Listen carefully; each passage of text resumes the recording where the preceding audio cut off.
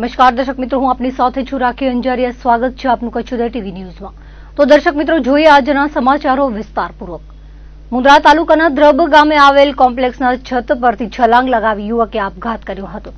મુન્દ્રા પોલીસમાંથી મળતી વિગતો મુજબ મૂળ આદિપુરના હાલે દ્રબની એમ્પોર્ટ હોટલમાં રહેતા 30 વર્ષીય નયન વિમલદાસ ટીકિયાની નામના યુવાને આપઘાત કરી પગલું ભર્યું હતું. કોઈ અગમ્ય કારણોસર કોમ્પ્લેક્સના બીજા માળની છત પરથી કૂદકો મારી આપઘાત કરી લીધો હતો. આ બનાવના પગલે અરેરાટી ફેલાઈ ગઈ હતી.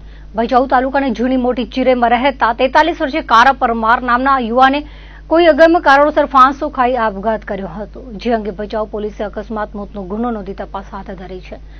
મેઘપર કુંભારડી નજીક અકસ્માતનો બનાવ બન્યો હતો, જેમાં ફરિયાદી સાવન વાગમસિંહના જણાવ્યા પ્રમાણે તેમની કંપનીના ડ્રાઈવર એમપીના અજયસિંહ ધનસિંહ કનેસ બાઇક લઈને જતા હતા ત્યારે હાઈવે પર બંધ પડેલા ટ્રેલરમાં વાહન ભટકાવ્યું હતું, જેથી ઈજાઓ થવાના કારણે મોત થયું હતું. જેથી અંજાર પોલીસમાં ગુનો દાખલ કરાતા તપાસ હાથ ધરાઈ છે. ઔદ્યોગિક શહેર મુન્દ્રાના બારોઈ રોડ પર આવેલી વિવેકાનંદ સોસાયટીમાં તસ્કરો ત્રાટક્યા હતા અને 2.5 લાખની મત્તા ઉસેડી ગયા હતા. મળતી વિગતો મુજબ કર્મકાંડ જ્યોતિષનું કામ કરતા મનીષ પંડ્યાના જણાવ્યા પ્રમાણે તેઓ પરિવાર સાથે સિદ્ધપુર દેવસ્થાન દર્શન કરવા ગયા હતા. મકાને તાળું મારી ચાવી ઘરની બહાર ડબ્બામાં મૂકી હતી. ફરિયાદીના બહેન ઘરે પહોંચ્યા ત્યારે મકાનનું તાળું તૂટેલું અને દરવાજા ખુલ્લા જણાયા હતા.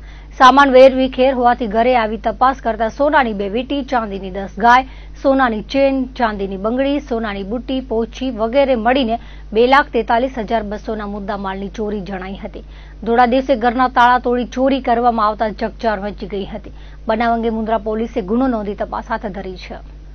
માતાના મઢ જતા પદયાત્રિકોની સેવા કરવા આવેલા મોરબીના યુવકના 7,34,000 ચોરાઈ ગયા હોવાનો મામલો સામે આવ્યો છે. ફરિયાદી મૂળ જૂનાગઢના હાલે મોરબીમાં રહેતા અને સિરામિકના કોન્ટ્રાક્ટર મંગલદાસ બાબુલાલ દેવમુરારીના જણાવ્યા પ્રમાણે 19મીએ 14 માણસો 3 ગાડી લઈને મોરબીથી માતાના મઢ પદયાત્રિકોની સેવા કરવા માટે આવ્યા હતા. તેમણે ગાડીમાં પાણીની બોટલો રાખી હતી. વચ્ચેની સીટમાં બેગ હતી, જેમાં સેવા માટેના 7,34,000 રાખેલા હતા. 20મીએ સવારે દેવપર યક્ષના બસ સ્ટેશન પાસે ગાડી ઉભી રાખી હતી. છોટા હાથીમાં પાણીની બોટલો ખૂટી જતા કારમાંથી પાણીની બોટલો તેમાં ઉતારતા હતા. રસ્તામાં મોટા પ્રમાણમાં પદયાત્રિકો ચાલતા હોવાથી તેઓ સેવામાં વ્યસ્ત હતા અને રૂપિયાની જરૂર પડતા ગાડીમાંથી થેલામાંથી રૂપિયા લેવા ગયા ત્યારે થેલો મળી આવ્યો ન હતો. આસપાસ તપાસ કરવા છતાં કોઈ હકીકત મળી ન હતી, જેથી નખત્રાણા પોલીસમાં ફરિયાદ નોંધાવાઈ હતી. 20 મિત્રોના ગ્રુપ દ્વારા આ રૂપિયા સેવા માટે ભેગા કરવામાં આવ્યા હતા, જેની ચોરી થતા નખત્રાણા પોલીસમાં ગુનો દાખલ કરવામાં આવ્યો છે. ભુજી તાલુકાના નારાયણપર પંચાયતી ગામે રહેતા ખેડૂતની જમીન બાબતે અરજી કરી 3 લાખની માંગણી કરવામાં આવતા ફરિયાદ કરવામાં આવી હતી. ફરિયાદી શિવજી પિંડોરિયાના જણાવ્યા પ્રમાણે તેમની પત્નીની માલિકીની જમીન બાબતે પ્રથમ કલેક્ટર કચેરીમાં અરજી કરાઈ હતી. ફરિયાદીને રૂબરૂ મળી પોતાની ઓળખ પત્રકાર અને આરટીઆઈ એક્ટિવિસ્ટ તરીકે આપી હતી અને જમીનની નોંધ રદ કરાવવાની ધમકી આપી 1 લાખ મેળવ્યા હતા. બાદમાં ફરિયાદીની માલિકીની જમીનની બાજુમાં આવેલ સરકારી જમીન પર ફરિયાદીએ ગેરકાયદે કબજો કર્યો છે તેવી મામલતદાર કચેરીમાં અરજી આપી 3 લાખ માંગ્યા હતા. નહીતર જમીનની નોંધ રદ કરાવી શ્રી સરકાર જમા કરાવી દેવાની ધમકી આપી હતી, જેથી માનકુવા પોલીસમાં ગુનો નોંધાયો હતો. એસીબીએ ભુજની રેવન્યુ કોલોનીમાં રહેતા નવીનગીરી દેવગીરી ગોસ્વામીની કોર્ટ નજીકથી અટકાયત કરી માનકુવા પોલીસને કબજો સોંપ્યો હતો. ભચાઉ શહેરના રામવાડી વિસ્તારમાં પાણીના ટાંકામાં ઘાય પડી ગઈ હતી.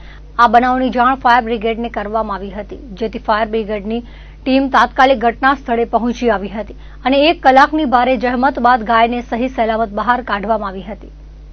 વિશ્વભરમાં દર વર્ષે 28મી સપ્ટેમ્બરનો દિવસ વર્લ્ડ રેબિસ ડે તરીકે ઉજવવામાં આવે છે.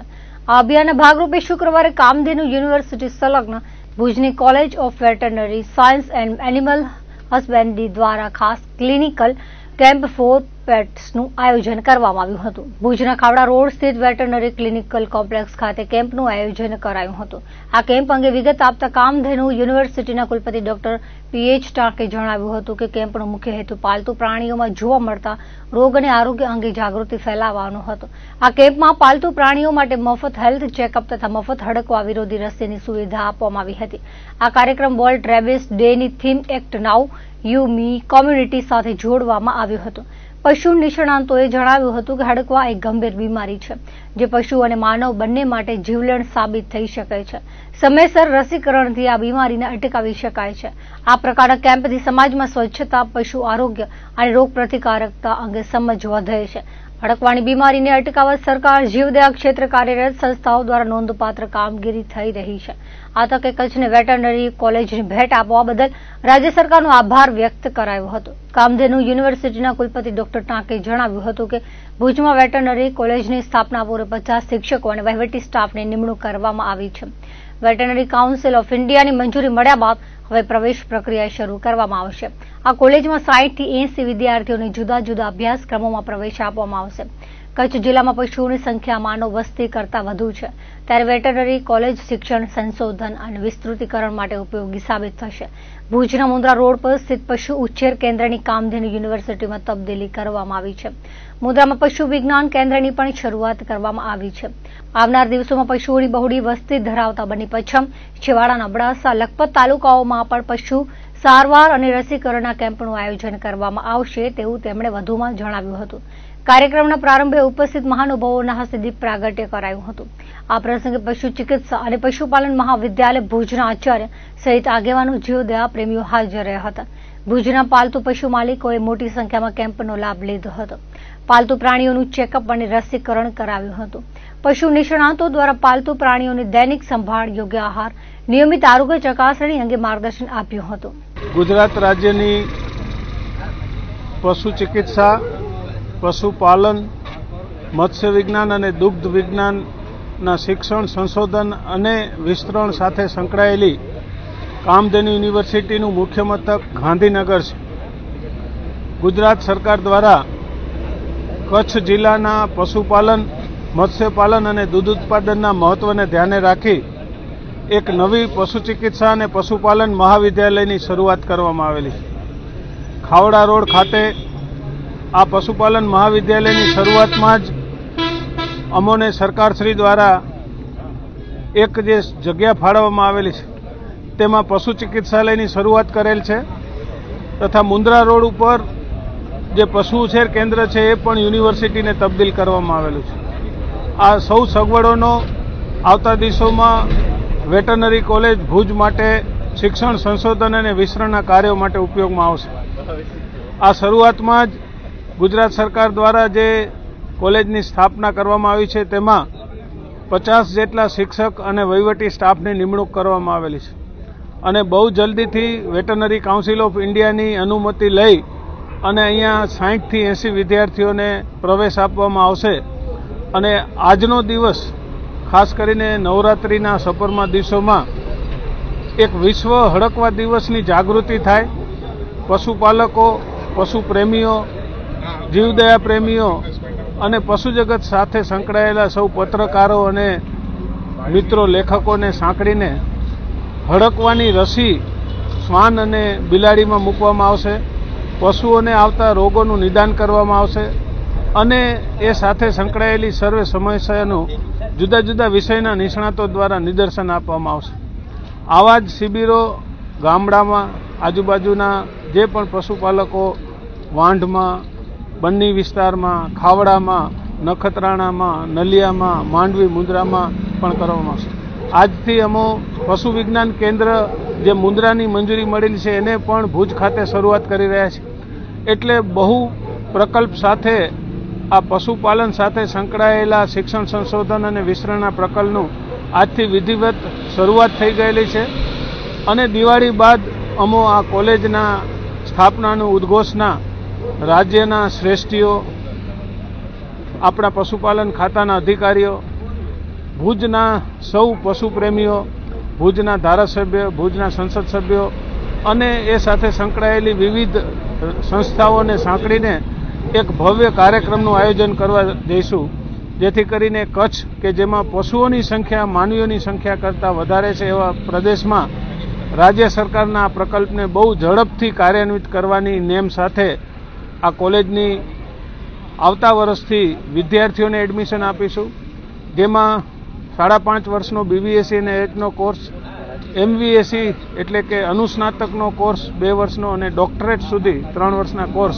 એમ વિવિધ ઉચ્ચ કક્ષાના અભ્યાસક્રમોની પણ શરૂઆત કરીશું, જેથી કરીને કચ્છ જે મૂળભૂત રીતે પશુપાલન સાથે સંકળાયેલું છે એને વૈજ્ઞાનિક ઢબે અને રાજ્ય સરકારના જે પણ પ્રકલ્પો છે એને સાંકળીને એક સારા પ્રકલ્પ શિક્ષણ, સંશોધન અને વિસ્તરણ આજુબાજુની જે પણ પશુપાલન સંસ્થાઓ છે એને સાંકળીને કરવા જઈ રહ્યા છે, ત્યારે આજનો આ દિવસ એ ઘટ સ્થાપન જેવો દિવસ. આજે અમે સ્થાપના કરી રહ્યા છીએ અને આવતા દિવસોમાં બહુ મોટા સ્વરૂપમાં આ સર્વે યોજનાઓ કાર્યાન્વિત કરીશું અને પશુપાલન, પશુ પ્રેમીઓ, જીવદયા પ્રેમીઓ અને સમાજના સૌ જીવોને જીવવા દો એ મંત્ર સાથે જીવતા કચ્છની સૌ પ્રજાને આ કોલેજની ભેટ માટે ખૂબ ખૂબ અભિનંદન. સરકારશ્રીએ આ પરિકલ્પનાને વાચા આપી છે એ માટે સરકારશ્રીનો, અને જે નવા જુદા જુદા શિક્ષકો, વૈજ્ઞાનિકો અત્રે આવીને આ બીડું ઝડપીને વિકાસ ચાલુ કર્યો છે એ સૌ નવા આવેલ કચ્છના મિત્રોને પણ ખૂબ ખૂબ અભિવાદન કરીએ છીએ. નખત્રાણામાં ગાયત્રી મંદિર ખાતે નવરાત્રી મહોત્સવમાં રાષ્ટ્રીય સેવક સંઘ દ્વારા શસ્ત્ર પૂજનનો કાર્યક્રમ યોજાયો હતો. સાંસદ વિનોદ ચાવડાએ કહ્યું હતું કે સંઘ શતાબ્દી મહોત્સવ ઉજવાઈ રહ્યો છે, ત્યારે સનાતની સહકાર આપે. શક્તિના પર્વ નવરાત્રીની આરાધના કરતા સૌ નર નારીની વંદના કરી હતી અને કેન્દ્ર સરકારે જીએસટીમાં રાહત આપતા રોજિંદી ચીજવસ્તુના વપરાશમાં સ્વદેશી અપનાવવા હાકલ કરી હતી. ડોક્ટર વિષ્ણુ પ્રસાદ ત્રિવેદીએ જણાવ્યું હતું કે રાષ્ટ્રીય સ્વયંસેવક સંઘની 1925માં સ્થાપના થઈ હતી. આજે 100 વર્ષ થયા છે, ત્યારે 51 સ્થળે પથ સંચલન યોજાશે, જેમાં નખત્રાણામાં 500 સ્વયંસેવકો જોડાશે તેવી માહિતી આપી હતી. આ અવસરે નાની બાલિકાઓએ તલવાર રાસ રજૂ કર્યો હતો. ગાયત્રી મંદિર નવરાત્રી મંડળ દ્વારા વિકાસની ખૂટતી કડી તાકીદે પૂરવા માટે સાંસદ વિનોદ ચાવડાએ હૈયાધારણા આપી હતી. મંડળના પ્રમુખ ચંદનસિંહ રાઠોડે સ્વાગત પ્રવચનમાં કહ્યું હતું કે ગરબીને 11 વર્ષ થયા છે અને સંસદ સભ્યને સત્તાના 11 વર્ષ થયા છે, ત્યારે દર વર્ષે નવરાત્રીમાં પધારતા વિનોદ ચાવડાનું વિશિષ્ટ સન્માન કરવામાં આવ્યું હતું. વડાપ્રધાન નરેન્દ્ર મોદીના 75મા જન્મદિન અંતર્ગત નખત્રાણા તાલુકા ભાજપ અને ચેમ્બર ઓફ કોમર્સ દ્વારા કાર્યક્રમ યોજાયો હતો. સ્વદેશી અપનાવો અને જીએસટીમાં માર્ગદર્શન અને સ્ટીકર લગાડવામાં આવ્યા હતા. આ કાર્યક્રમમાં સાંસદ વિનોદ ચાવડા, ધારાસભ્ય પીએમ જાડેજા, અનિરુદ્ધ દવે, તાલુકા ભાજપ પ્રમુખ ધર્મેશ કેસરાણી, ચેમ્બર્સના પ્રમુખ બાબુ ધનાણી સહિત ભાજપ અને વેપારી અગ્રણીઓ જોડાયા હતા.